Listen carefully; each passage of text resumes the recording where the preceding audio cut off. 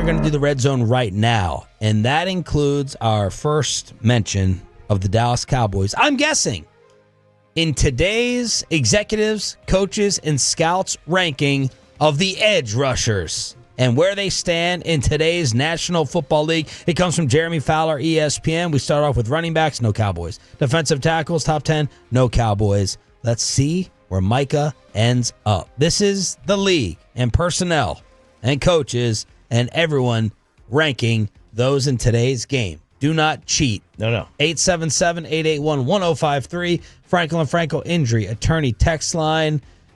Who wants to start at number one? Miles. Yeah, Miles. It is Myles Garrett. Highest ranking 1, lowest ranking 4. Last year's ranking 1. Do you all agree he's the best? Yes. Yeah, he's there's I'll be stunned if I don't have the top 5 right. I might be in order? I might not be right about the order, but I'm saying I'll be stunned if I don't have the top 5 players right. Number 1, though, that's the one separator right now that everybody seems to agree on, is that Miles is above the other 4. Why do you think he's clearly 1? He is just the most complete and dominant. Like, there's nothing you can do to stop him in the run game. He's the best run defender of the group. He is equal or maybe just a step below in some instances in terms of just pure pass rushing. Does not wear down in games. Like, he is an absolute game wrecker. First player since sacks were tracked with 4 consecutive seasons of at least 14 sacks. NFL coordinator, quote, "There's a short list of guys you have to shift your fronts to, and Garrett is the first person you think of. Every single second on the field, you know what he's doing or what he might do next." He earned at least 70% of the first place votes in back-to-back years. Nobody is quicker off the ball. His average get-off, 0.70 seconds per next-gen, tied for the quickest among edge rushers with at least 200 pass rushes. NFC personnel evaluator on the Aggie. He has significantly redefined his overall game over the years. A good tackle used to be able to give him problems, but that's less and less the case now. He's more consistent with his pass rush. Ralph, James, Choppy. Wait, did you guess Miles? I did. All right, Bobby, number 2. Watt. RJ, you want to do a should and is separator here? Who should it be and who is it? It should be Micah. Okay. And it is? And it is Micah. TJ Watt. Boom. You know, I'll tell you what, let me tell you something about ESPN. Okay? Do you notice how ESPN conveniently left off double team percentage off their pass rush win rate ranking system this year? Did you notice that? Because I did. Because TJ Watt is doubled at about half the rate that Micah is and has about, the same or less pass rush win rate percentage anyway.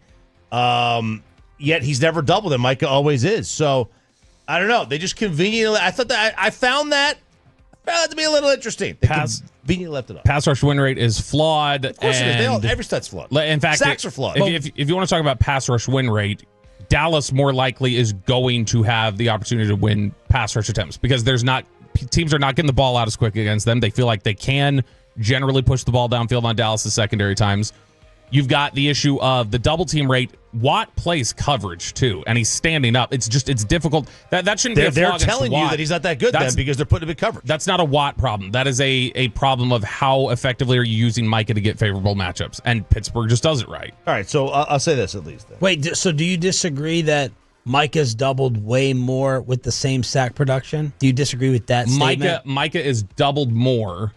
Watt's sack production is higher than Micah considerably. Not last year, but I mean, Watt's had 19.5, 22.5. He's got a ton more sack production. So, but to the double team part of it, why?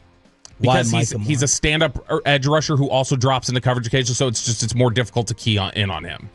Here's one thing real quick. Micah had 212 plays and 49 wins. Again, the win rate is a little murky. But it is, but it's a baseline here, right? With the TJ Watt had 304 plays and 57 wins. So in 100 more plays, he only got 8 more wins. I don't know. To me. Let me read you what the league says. Highest ranking 1, lowest ranking 3. 28 years old. His 108 career sacks ranked third all time for a player's first 8 seasons behind Reggie and D. Ware. Near lock for All-Pro every year. Leads the NFL in forced fumbles over the past 10 seasons with 10, along with being second in sacks and quarterback hits. AFC defensive coach. He's still the gold standard for me. He completely wrecks a game, and he can do everything. Coordinator said, I thought he wore down a little bit, but their whole defense did. I think they just got tired, and the struggles on offense could have played a role. Number 3. Micah. I think it's really close, and so because I think it's close, I'll represent the other side. Crosby. It is Micah Parsons. Highest ranking at 1. Lowest ranking was 6. Last year's ranking was 3. I'm just going to read you the write-up because we are the home of the Cowboys. The numbers say Micah has a compelling case for number 1. His pressures and pass rush win rate since 23 lead the league. He's done this despite facing a 31.5% double team rate, RJ Choppy, in 2024, highest among edge rushers on this list. Generated a league-high 19% pressure rate last year, led the Cowboys with a 24% pressure share, 8th highest clip in the league. His win rate of 25% ranked second overall. And oh yeah, he's the second player in NFL history to produce 12 or more sacks in each of his first 4 pro seasons. Done all this as a hybrid off-ball linebacker who transitioned to a pure pass rushing role. Speed and bend are obvious, but he does more than that. An NFC personnel evaluator, quote, he does it with counter moves and the ability to finish. He rarely misses when he's within arm's reach of the quarterback. His run defense needs work, though. And then finally, NFL personnel director, explosiveness, motor, violence, can align inside and beat interior O-linemen with first-step quickness. He's such a tone setter. Everyone else feeds off his energy. Micah Parsons, number 3 according to the league. No issue. I mean, he's, to me, there's 3 guys that are, ahead of the rest. That should, I think you could all guess the top 3. I know you throw Max Crosby in there. And there's some others that had really good years, like, Hunter had a tremendous year at Houston. Who's 4? Crosby. I'm going to say Hunter. It is Max Crosby. Pat Mahomes saying the other day the best pass rusher he's ever faced. He got a number 1 ranking on this list from executives, coaches, personnel directors. Lowest ranking was 6. He's 27, and last year's ranking, he was 5. Number 5, it is not Danielle Hunter. It's Bosa. It is Nick Bosa. Those are the top 5, easy to me. Highest ranking was 3. Lowest ranking, unranked. Last year's ranking, 4. Number 6. Chop, you want to guess first? It's not Hunter. Hutch. Trey Hendrickson. It is Trey Hendrickson at 6. Highest ranking he got was 3. Lowest ranking, unranked. He's 30. Last year's ranking was 9, followed by Aiden Hutchinson. Highest ranking he got was 3. Lowest ranking, unranked. Last year's ranking, 6. Who wants to guess number 8? It is not Danielle Hunter. It's not. He was tops in win rate this year. Will Anderson. Good job, Bobby Belt. Will Anderson, 8. Highest ranking was 6. Danielle Hunter coming in at number 9. And number 10. Burns? Nope. Ooh, not Burns. NFC. Jared Verse? Good job. Well done. Overrated. Wow. Whoa. Highest ranking, 6. Florida? Right? Florida State.